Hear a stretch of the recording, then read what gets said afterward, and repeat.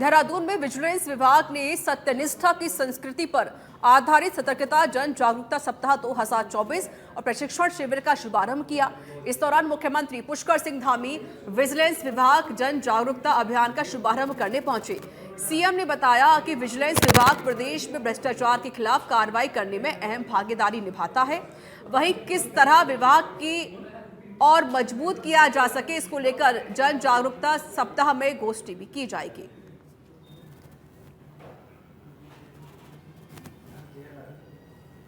देखिए, विजिलेंस एक ऐसी संस्थान है जो कि व्यवस्था में अगर कहीं गड़बड़ी होती है, कहीं कोई भ्रष्टाचार की शिकायत होती है, उसको खत्म करने के लिए, उसके विरुद्ध कड़ी से कड़ी कार्रवाई करने के लिए ये एजेंसी बनी हुई है। जैसा माननीय मुख्यमंत्री जी की सोच है, जैसे इस सरकार की नीति है कि जीरो टॉलरेंस, हमें भ्रष्टाचार के खिलाफ जीरो टॉलरेंस की नीति है, तो हमारा ये जो सतर्कता अधिष्ठान है उसी नीति पे और उसी दृष्टिकोण से काम कर रहा है। पिछले 3 साल में काफ़ी अच्छी कार्रवाई की गई है सभी विभागों में जहाँ जहाँ इस तरह की शिकायतें मिली है। देखिए, विजिलेंस एक ऐसी संस्थान है जो कि व्यवस्था में अगर कहीं गड़बड़ी होती है, कहीं कोई भ्रष्टाचार की शिकायत होती है, उसको खत्म करने के लिए, उसके विरुद्ध कड़ी से कड़ी कार्रवाई करने के लिए ये एजेंसी बनी हुई है। जैसा माननीय मुख्यमंत्री जी की सोच है, जैसे इस सरकार की नीति है कि जीरो टॉलरेंस, हमें भ्रष्टाचार के खिलाफ जीरो टॉलरेंस की नीति है, तो हमारा ये जो सतर्कता अधिष्ठान है उसी नीति पे और उसी दृष्टिकोण से काम कर रहा है। पिछले 3 साल में काफ़ी अच्छी कार्रवाई की गई है सभी विभागों में जहाँ जहाँ इस तरह की शिकायतें मिली है। देखिए, ये इसके पीछे हेतु है कि राज्य के अंदर एक ऐसी व्यवस्था बने, ऐसी व्यवस्था प्रभावी हो जिसमें भ्रष्टाचार का कोई स्थान नहीं, और हमारा ये पूरा संस्थान राज्य के अंदर हर जगह पारदर्शिता को स्थापित करने में अपनी महत्वपूर्ण भूमिका निभा रहा है। 66 ट्रैप के केस में इसमें 75 से ज्यादा लोग जेल की सलाखों के पीछे गए हैं। इसको हम और प्रभावी बनाएंगे। राज्य के अंदर पूरी तरह से भ्रष्टाचार को समाप्त करने में जीरो टॉलरेंस की नीति के आधार पर पूरी पारदर्शिता के साथ काम हो, उसके लिए इसको सशक्त बनाने में हम लोग शासन की तरफ से हमने कहा है कि जो भी यहाँ पर इस ढांचे को और मजबूत। केदारनाथ उपचुनावों को लेकर भाजपा कांग्रेस समेत यूकेडी और निर्दलीय प्रत्याशी ने नामांकन भरा। भाजपा प्रत्याशी आशा नोटियाल के नामांकन में मुख्यमंत्री पुष्कर सिंह धामी, गढ़वाल सांसद अनिल बलूनी और पूर्व केंद्रीय मंत्री रमेश पोखरियाल निशंक भी पहुंचे थे। इस दौरान सीएम धामी ने कहा कि केदारनाथ विधानसभा में सरकार के ऐतिहासिक कार्य किए हैं। इन कार्यों को आगे बढ़ाने के लिए जनता भाजपा के साथ खड़ी हुई है। तो वहीं नामांकन के बाद कांग्रेस प्रत्याशी मनोज रावत ने कहा कि सरकार ने केदारनाथ यात्रा को पूरी तरह समाप्त कर यहां के रोजगार को चौपट कर दिया है। इधर क्षेत्रीय पार्टी यूकेडी भी मानती है कि दोनों राष्ट्रीय दलों ने इस प्रदेश को ठगा है, इसलिए जनता क्षेत्रीय ताकत को बढ़ावा देना चाहती है। जबकि निर्दलीय प्रत्याशी त्रिभुवन चौहान ने कहा कि केदारनाथ विधानसभा की जनता बदलाव के मूड में है। यहाँ का चुनाव आया है और यहाँ की जो विधायक स्वर्गीय दिवंगत शैला रानी जी के देहांत के बाद इस चुनाव में हम सबको आना पड़ा है और इस क्षेत्र के लिए काफ़ी उन्होंने काम किया, काफ़ी क्षेत्र को आगे बढ़ाने के लिए काम किया। हमारे प्रधानमंत्री जी के प्रधानमंत्री बनने के बाद 2014 से अभी तक लगातार बाबा का ये प्रांगण भव्य केदार और दिव्य केदार के रूप में डेवलप हुआ है। पूरी दुनिया में एक नए स्वरूप में उसको जो आस्था श्रद्धा का केंद्र है, आने वाले लोगों की संख्या बढ़ी है। देखिए, बहुत ही ऊर्जावान व्यक्ति हैं मनोज रावत जी, और पहले भी विधानसभा का उनको लंबा अनुभव है और जिस तरीके से वो लगातार जन सरोकारों से जुड़े हुए मुद्दों को उठाते रहे हैं, उम्मीद है इस बार के चुनाव के बाद जनता उनको स्वीकार करेगी और वो फिर से केदारनाथ की समस्याओं को पूरे प्रदेश की समस्याओं के संग उठाएंगे। देखिए, बहुत ही ऊर्जावान व्यक्ति हैं मनोज रावत जी, और पहले भी विधानसभा का उनको लंबा। ऋषिकेश एम्स देश में पहली हेली एम्बुलेंस सेवा शुरू कर इतिहास रचने जा रही है। 29 अक्टूबर को प्रधानमंत्री मोदी वर्चुअली इस हेली सेवा का शुभारंभ करेंगे। एम्स ऋषिकेश देश का पहला सरकारी चिकित्सा संस्थान है। यहाँ हेली एम्बुलेंस सेवा उपलब्ध होगी। इस हेली एम्बुलेंस सेवा के शुरू होने से उत्तराखंड के मरीजों को तत्काल मेडिकल उपचार की सुविधा मिल सकेगी। खासकर बड़ी दुर्घटना में हेली एम्बुलेंस सेवा मरीजों की सहायता में अहम भूमिका निभाएगा। उत्तराखंड में अब 108 एम्बुलेंस सेवा की तर्ज पर हेली एम्बुलेंस सेवा शुरू होगी। इस सेवा के शुरू होने से प्रदेश के किसी भी क्षेत्र में अति गंभीर रूप से घायल को हेली एम्बुलेंस की मदद से एम्स ऋषिकेश में शीघ्र पहुंचाया जा सकेगा। पूरे उत्तराखंड में उपलब्ध यह सेवा पूरी तरह से निःशुल्क होगी और इसका दुरुपयोग ना हो, इसके लिए भी खास इंतजाम किए जाएंगे। देखिए, जैसा कि हम सबको ज्ञात है कि कल माननीय प्रधानमंत्री जी स्वयं हेली एम्बुलेंस सेवा का उद्घाटन करने जा रहे हैं और ये हम सभी के लिए, एम्स के लिए, उत्तराखंड के बड़ी सौभाग्य की बात है। 12:30 से 1:30 बजे के बीच में कल इसका उद्घाटन हो जाएगा और उसके बाद जो है ये हेलीकॉप्टर अपनी सेवा के लिए यहाँ से पहली उड़ान भरेगा, क्योंकि ये बहुत ही बहुचर्चित सेवा थी जिसका कि इंतज़ार काफ़ी लंबे समय से भी उत्तराखंड के वासी कर रहे थे। हालांकि इसकी सारी औपचारिकताएं पहले ही पूरी हो चुकी थी, लेकिन कुछ इसमें और चीज़ें थी जो हमको करनी थी और वो अब सारी। खबर हरिद्वार से है, जहां पर हिंदूवादी संगठन काली सेना के अध्यक्ष स्वामी आनंद स्वरूप ने मीडिया से बातचीत की। यहां उन्होंने हिमालयी क्षेत्र में गैर हिंदुओं के प्रवेश पर रोक लगाने वाला कानून बनाने की मांग की है।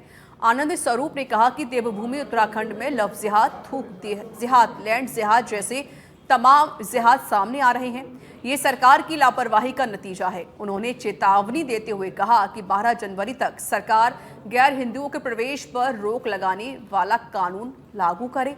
अगर ऐसा नहीं होता तो बड़ा आंदोलन किया जाएगा। उत्तराखंड 1990 के पहले का कश्मीर बन रहा है। आए दिन जिस प्रकार की लव जिहाद, लैंड जिहाद, थूक जिहाद, पेशाब जिहाद की घटनाएं घट रही हैं और लगातार हमले हो रहे हैं हिंदुओं पे, वह एक सोची समझी रणनीति है, चाल है और उत्तराखंड की सरकार अभी सो रही है, उसको समझ में नहीं आ रहा है।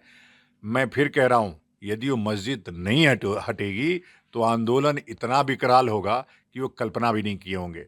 नहीं, अभी 12 जनवरी हमने समय सीमा तय किया है। 12 जनवरी तक पूरा जागरण अभियान चलाएंगे पूरे प्रदेश में, गांव-गांव, शहर-शहर घूम-घूम के। और यदि 12 जनवरी तक सरकार जो हमने उनको टारगेट दिया था और खबर हरिद्वार के रुड़की से आपको बता देते हैं, जहां पर उत्तराखंड के पूर्व मुख्यमंत्री हरीश रावत ने जमकर राज्य की भाजपा सरकार को आड़े हाथों लिया है। राज्य सरकार को घेरते हुए कहा कि इकबालपुर चीनी मिल सरकार को जल्द से जल्द चालू करनी चाहिए। इस दौरान हरीश रावत ने कहा कि निकाय चुनाव में बीजेपी देर कर रही है, इसका मतलब सरकार को कहीं ना कहीं हार का डर है।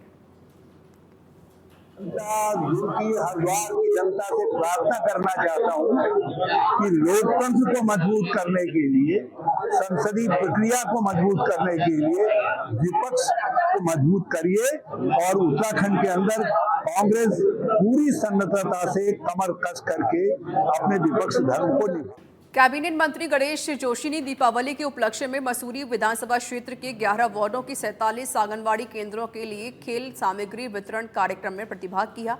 इस दौरान मंत्री गणेश जोशी ने स्कूलों के बच्चों को पठन और खेल सामग्री वितरित की है, जिसे लेकर बच्चों के चेहरों पर खुशी देखने को मिली। इस अवसर पर उन्होंने आंगनबाड़ी केंद्रों हेतु पठन और खेल सामग्री पर आधारित वीडियो का विमोचन भी किया है। साथ ही सभी को दीपावली की बधाई एवं शुभकामनाएं दी हैं और कहा कि शिक्षा हमारे समाज का एक महत्वपूर्ण हिस्सा है और शिक्षा के बिना किसी भी देश या समाज का विकास नहीं हो सकता। पार्टी जिस चिंतन, जिस विचार को लेकर काम करती है, दीनदयाल जी का विचार कि समाज के अंतिम पीढ़ी के अंतिम व्यक्ति तक विकास की लहर पहुंचनी चाहिए। आज मैं अपने विधानसभा के 47 आंगनबाड़ी केंद्र के कार्यकर्तियों को पठन पाठन व खेल सामग्री हमने वितरित की है। केदारनाथ उपचुनाव को लेकर भाजपा ने अपने प्रत्याशी को मैदान में उतार दिया है। बीजेपी ने आशा नोटियाल पर भरोसा जताते हुए उन्हें टिकट दिया है। आशा नोटियाल को केदारनाथ उपचुनाव में उम्मीदवार घोषित होने पर भाजपा महिला कार्यकर्ताओं में खुशी की लहर है। भाजपा प्रदेश प्रवक्ता हनी पाठक का कहना है कि भाजपा महिलाओं को निरंतर आगे कर रही है, जो ये साबित करता है कि महिलाओं को लेकर पार्टी की सोच कितनी अच्छी और साफ है। साथ ही कहा कि केदारनाथ में भारतीय जनता पार्टी अपना परचम लहराएगी और उपचुनाव के लिए महिला को टिकट देकर मुख्यमंत्री पुष्कर सिंह धामी और शीर्ष नेतृत्व ने दिवाली पर तोहफा दिया है। बहुत ही हर्ष का विषय है। जिस प्रकार से मैं स्वयं भी एक महिला हूं और भारतीय जनता पार्टी जिस तरीके से महिलाओं को नित्य निरंतर आगे कर रही है, ये साबित करता है कि महिलाओं को लेकर हमारी सोच कितनी अच्छी है और साफ है। और दूसरी तरफ अगर देखा जाए तो आशा नौटियाल दीदी पहले भी 2 बार की विधायक रह चुकी हैं और प्रदेश अध्यक्ष महिला मोर्चा रह चुकी हैं, जिले में भी अध्यक्ष रह चुकी है, तो उनका काफी अच्छा वहां पर जान पहचान है, लोगों से सौहार्दपूर्ण उनका वातावरण, उनके जो नेचर है उसकी वजह से लोग उनसे अच्छे से जानने रहते हैं। तो निश्चित रूप से भारतीय जनता पार्टी वहां पर उपचुनाव में अपना परचम लहराएगी और ये दीपावली में एक तोहफा दिया है हमारे मुख्यमंत्री श्री पुष्कर सिंह धामी जी ने, हमारे शीर्ष नेतृत्व ने, हमारे प्रदेश अध्यक्ष जी ने केदारनाथ की जनता को कि महिला उम्मीदवार को वहां पे सीट पे उतारा गया है। ये बहुत हरिद्वार में स्थित अंबेडकर पार्क में दिवाली मिलन समारोह आयोजित हुआ। ये जहां पर कांग्रेस ने दिवाली मिलन समारोह में हरीश रावत शिरकत करने पहुंचे हुए थे। इस दौरान बड़ी संख्या में कांग्रेसी नेता और कार्यकर्ता भी शामिल रहे। हरीश रावत ने केदारनाथ सीट पर हो रहे उपचुनाव में कांग्रेस की जीत का दावा किया है। इसी के साथ उत्तरकाशी प्रकरण पर भाजपा पर तीखा हमला किया। हरीश रावत ने आरोप लगाते हुए कहा कि पूरे प्रकरण के पीछे भाजपा है। उन्होंने कहा कि पत्थर फेंकने वाले भी भाजपाई हैं और निंदा करने वाले भी भाजपाई हैं। ये सब भाजपा का किया धरा है। खुद देख सकते हैं कि जो पहली बार कांग्रेस की तरफ से दीपावली मिलन समारोह किया जा रहा है, लोगों में कितना उत्साह है और ये उमंग का त्योहार है, खुशी का त्योहार है, जोश का त्योहार है। तो लोग आप देख सकते हैं पूरे उसमें कितने खुशी से अपना इजहार कर रहे हैं। और पूर्व मुख्यमंत्री जी माननीय हरीश रावत जी ने कहा है कि आगामी होली का पर्व जो है इससे भी भव्य तरीके से हम लोग कांग्रेसी करेंगे। मेन थीम यही रही गई थी, एक लोगों को जोड़ने का है, हमें कांग्रेस को जो कांग्रेस से दूर होते जा रहे हैं उनको हमें जोड़ने का एक प्रयास है। और हम भविष्य में हरिद्वार में कांग्रेस को इतनी मजबूत करेंगे कि सामने उसके कोई भी दिखना। ये सारा भाजपा का किया कराया है। भाजपाई पत्थर फेंकने वाले भी भाजपाई हैं, डंडा चलाने वाले भी भाजपाई हैं और निंदा करने वाले भी भाजपाई हैं। सब भाजपाइयों का ड्रामा है। सबके आशीर्वाद से मनोज जी उम्मीदवार बने हैं और मैंने देखा आज तो सारा हरिद्वार भी मनोजमय है, तो केदार जी ने भी मनोज को आशीर्वाद दिया है। बहुत बहुत बधाई देता हूँ, सब लोगों को बहुत शुभकामनाएं देता हूँ और कांग्रेस जनों को भी, और कांग्रेस जनों की तरफ से सब हरिद्वार की जनता जनार्दन को दीपावली की ढेर सारी शुभकामनाएं और दीपावली मां लक्ष्मी। दिवाली पर अग्निशमन विभाग पूरी तरह से अपनी तैयारी में जुटा हुआ है। इस दौरान अग्निशमन विभाग के अधिकारी सुरेश चंद्र ने कहा कि 24 घंटे अग्निशमन विभाग के कर्मचारी किसी भी अप्रिय घटना से निपटने के लिए तैयार रहेंगे। आमतौर पर दिवाली के समय पटाखे से दुर्घटनाएं होने की खबरें अक्सर आती रहती हैं। साथ ही अग्निशमन अधिकारी ने सभी से अपील की है कि अपने घरों के आसपास वह अधिक तीव्रता के पटाखे का इस्तेमाल ना करें। इसके अलावा अपने घरों की छतों पर भी ऐसी कोई सामग्री ना रखें जिससे पटाखे के जरिए आग लगने की संभावना बने। बाद 18 फायर कॉल हैं एक रात की दिवाली पे लास्ट ईयर, उससे पिछले साल 25। मैं सबसे पहले तो प्रदेश की जनता को दिवाली की हार्दिक शुभकामनाएं देता हूं और इसी के साथ अपील करता हूं कि अपने जो छोटे बच्चे हैं, छोटे बच्चों को अकेले में आतिशबाजी न करने दें। बड़े पटाखों से मैं अपील करूंगा, देहरादून नहीं मैं पूरे प्रदेश की जनता से अपील करूंगा कि दीपावली पर्व पर किसी भी प्रकार की अग्नि दुर्घटना को रोका जाए और हमारा ये प्रयास होगा कि हम छत्तीसगढ़ में छात्र संघ चुनाव ना कराए जाने के विरोध में पहाड़ से लेकर मैदान तक छात्रों का प्रदर्शन देखने को मिल रहा है, जिसे लेकर एनएसयूआई ने देहरादून सचिवालय कूच किया। इस दौरान छात्रों ने जमकर नारेबाजी की और छात्र संघ चुनाव जल्द से जल्द कराने की मांग की है। इस दौरान एनएसयूआई के छात्रों और पुलिस के बीच भी झड़प देखने को मिली। एनएसयूआई के प्रदेश अध्यक्ष विकास नेगी ने कहा कि जो रोक लगी है उसे हटाया जाए और जल्द से जल्द छात्र संघ चुनाव कराए जाएं।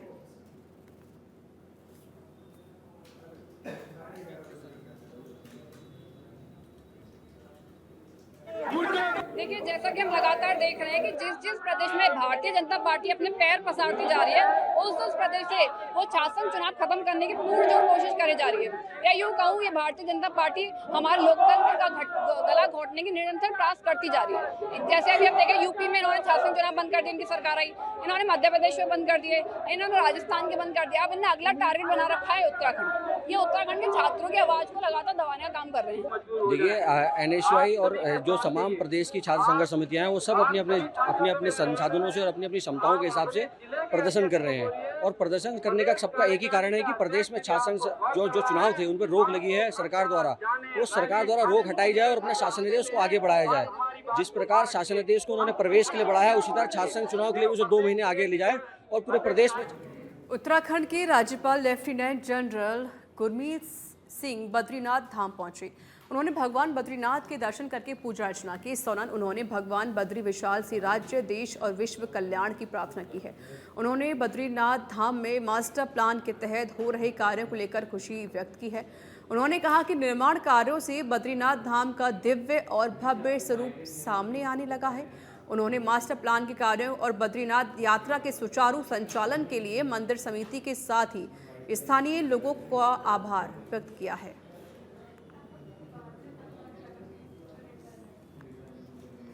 उत्तराखंड की मुख्य सचिव राधा रतूड़ी ने सचिवालय में मिसिंग लिंक से पोषित विभिन्न योजनाओं की प्रगति की समीक्षा की है।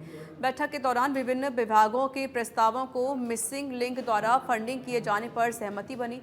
मुख्य सचिव ने सचिव वित्त को सभी विभागों से तत्काल प्रस्ताव लेने के निर्देश दिए हैं ताकि बजट जारी कर अधूरी योजनाओं को पूरा किया जा सके। मिसिंग लिंक फंडिंग पर चर्चा करते हुए मुख्य सचिव ने कहा कि मिसिंग लिंक फंडिंग अपूर्ण योजनाओं को पूरा करने का स्वर्णिम अवसर है। इस संबंध में सभी विभाग अपने स्तर पर ऐसी आधी अधूरी योजनाओं का गंभीरता से आकलन करें और फील्ड ऑफिसर से भी जानकारी लें।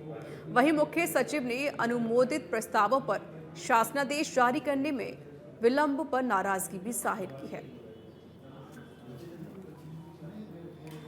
दिवाली पर्व में स्थानीय लोगों को किसी प्रकार का कोई भी खतरा ना हो, इसके लिए देहरादून की मित्र पुलिस एक्शन मोड में दिखाई दे रही है।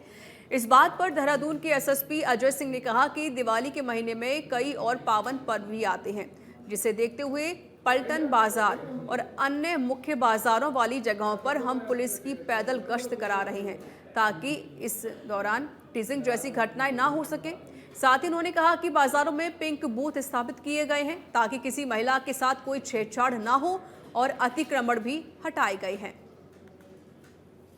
जो पर्व है दिवाली का पर्व, साथ ही साथ इस माह भी बहुत सारे ऐसे पर्व रहते हैं जो त्योहारों के लिए फेमस है। तो इस कारण से जो खासकर हमारे पलटन बाजार हो या और भी मार्केट्स हैं, मॉल्स हैं, इसमें काफ़ी भीड़ देखी जा रही है। खासकर महिलाएं, बच्चे इसमें ज़्यादा देखा मार्केट में। तो इसलिए पैदल गश्त को ज़्यादा प्रोत्साहित किया जा रहा है कि वाहनों के अलावा पैदल गश्त करें, जिससे कि बाजारों में घूम सकें और ऐसे अवांछनीय तत्व कोई घटना न कर सकें। केदारनाथ विधानसभा उपचुनाव के लिए बीजेपी ने आशा नोटियाल को अपना कैंडिडेट घोषित कर दिया है। अभी आशा नोटियाल बीजेपी महिला प्रदेश अध्यक्ष की जिम्मेदारी भी निभा रही हैं। वहीं पूर्व में भी आशा नोटियाल केदारनाथ से विधायक रह चुकी हैं। बीजेपी के सामने सही प्रत्याशी का चयन करना आसान नहीं था। बीजेपी की तरफ से पूर्व विधायक शेला रानी रावत की बेटी भी टिकट मांग रही थी। इसके साथ ही लोकसभा चुनाव में बीजेपी में शामिल हुए कुलदीप नेगी भी टिकट मांग रहे थे। देहरादून में दबंगों को पुलिस का खौफ बिल्कुल भी नहीं है। दरअसल दबंगों ने दुकान में तोड़फोड़ की है। बताया जा रहा है कि food and outdoor catering service shop में मालिक से कुछ कहासुनी के दौरान दबंगों ने ये तोड़फोड़ की, जिसके बाद मामले की सूचना पर पुलिस मौके पर पहुंची और कार्रवाई में जुट गई।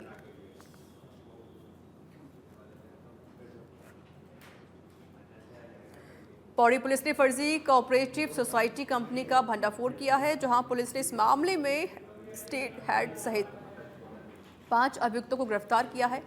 बता दें कि इस अंतर्राज्यीय फर्जी कोऑपरेटिव सोसाइटी ने उत्तराखंड में 92 करोड़ की धोखाधड़ी करने के अलावा अन्य राज्यों में भी 189 करोड़ का गबन किया है। पौड़ी वरिष्ठ पुलिस अधीक्षक लोकेश्वर सिंह ने बताया कि यह गैंग लोगों को कम समय में अधिक ब्याज का लालच देकर अधिक से अधिक धनराशि निवेश करवाते थे, जिसके बाद इस रकम को पौड़ी पुलिस के द्वारा 5 लोगों को गिरफ्तार किया गया है। ये 5 लोग एक LUCC जो कि Loni urban credit cooperative society के नाम से काम कर रहे थे और ये लोगों को प्रलोभन देते हुए इन्वेस्टमेंट के नाम पर लोगों से पैसे लेते थे, जिसमें ये लोग इन्वेस्टमेंट के नाम पर फॉरेन में इन्वेस्टमेंट करवाने के लिए ऑयल फील्ड्स में, रिफाइनरीज में या गोल्ड में इन्वेस्टमेंट करवाने के नाम पर लोगों से पैसा लेते थे, जिसका अभी तक हम लोगों ने जो ट्रांजैक्शन देखा है 92 करोड़ का, उसमें अभी तक जो मैच्योरिटी इनकी पेंडिंग है, देनदारी है पब्लिक के लिए, और लगभग 190 करोड़ की इनकी ट्रांजैक्शन हुई है अकाउंट्स में। और इन 5 लोगों को हम लोगों ने गिरफ्तार किया है। ये 5 लोग जो है उधम सिंह नगर जिले के सितारगंज में फल फूल रहे अवैध शराब के कारोबार को रोकने के लिए आबकारी विभाग लगातार कार्रवाई करते हुए नजर आ रहा है। विभाग कच्ची शराब को लेकर वनिष्ठीकरण अभियान चलाकर कार्रवाई कर रहा है। इसी क्रम में विशेष प्रवर्तन अभियान के तहत खटीमा क्षेत्र में अवैध शराब निर्माण के अड्डों पर दबिश दी गई, जिस दौरान 2 भट्टियों और 2200 किलोग्राम लहन को मौके पर नष्ट कर दिया गया। आबकारी आयुक्त महोदय उत्तराखंड शासन देहरादून के आदेशानुसार जिला आबकारी अधिकारी राजीव चौहान के निर्देशानुसार मेरे द्वारा मैं आबकारी टीम खटीमा द्वारा सितारगंज क्षेत्र के अंतर्गत बसगढ़ नाले के किनारे चलती हुई 2 भट्टियों को पकड़ा गया एवं दोनों भट्टियों को समूह नष्ट किया गया तथा उसकी शराब बनाने को भी नष्ट किया गया। मौके पर 40 किलो कच्ची शराब बरामद की गई।